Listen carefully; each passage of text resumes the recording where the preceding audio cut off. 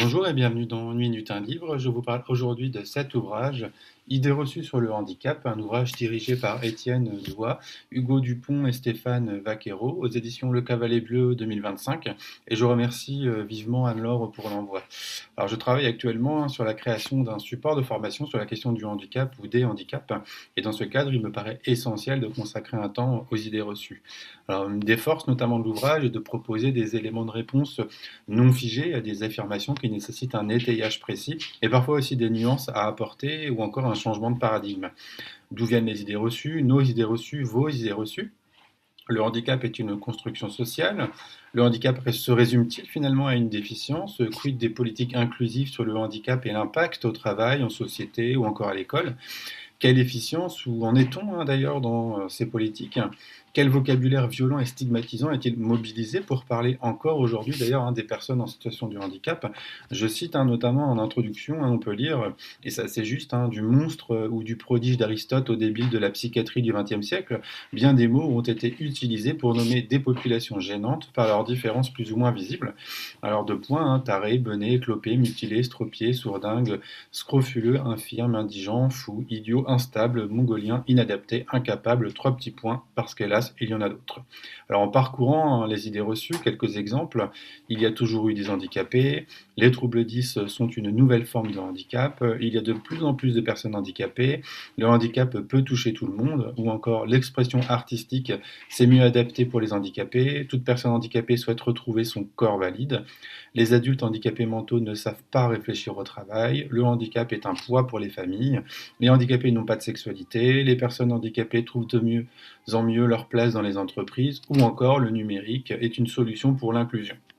Alors en parcourant les idées reçues, on comprend donc rapidement qu'une réponse laconique serait inadaptée. Et en effet, un des fils de l'ouvrage est notamment de prendre conscience finalement d'où proviennent ces affirmations et quelle en est la lecture initiale est souvent biaisé en fait. Le point de vue valide est souvent à l'initiative de raccourcis de pensée. Les personnes non concernées par le handicap, en tout cas, pensent penser parfois mieux, finalement, ou à la place des personnes concernées. Donc c'est bien finalement tout le souci d'une société validiste. Alors évoquer la construction sociale invite aussi à penser que la question est située et contextualisée politiquement, socialement, historiquement ou encore géographiquement.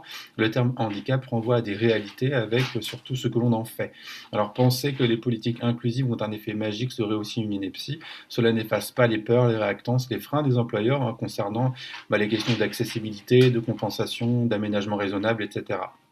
Ou encore penser que le numérique permet de tout résoudre est également une pensée un peu rapide, qui ne prendrait pas en compte les soucis d'électronisme, de complexité parfois des procédures, de compétences nécessaires navigationnelles, etc., numériques, et de la nécessité de savoir, en tout cas, adapter aussi en amont des informations et des services par le biais du numérique. Alors tout n'est pas si simple. Alors dans tout ce contexte, on retrouve notamment les travaux de Goffman sur la stigmatisation, le stigmate, et des usages sociaux des handicaps, avec cette idée que l'individu est marqué par l'autre ou par lui-même, un marqueur social assigné par ce qu'on appelle les normaux, qui reclassent l'individu et façonnent son identité. Alors à quel moment prend-on conscience de sa stigmatisation? Quid de l'identité sociale, personnelle, identité pour soi? Quelle identité psychiatrique et pathologisante de l'extérieur, et quelle stratégie adopter face à un regard social qui dévalue et qui est traversé par des rapports systémiques de pouvoir.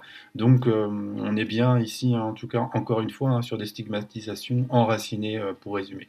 Alors on pense aussi à la sociologie de la déviance de Becker, citée aussi dans l'ouvrage, des comportements qui transgressent, des groupes sociaux qui instituent des normes comme des constructions politiques produites par des rapports hiérarchisés de pouvoir, des normes ici imposées par une société encore une fois validiste, sans oublier la dimension performative dans ce cadre. Votre déviance est votre statut et le devient.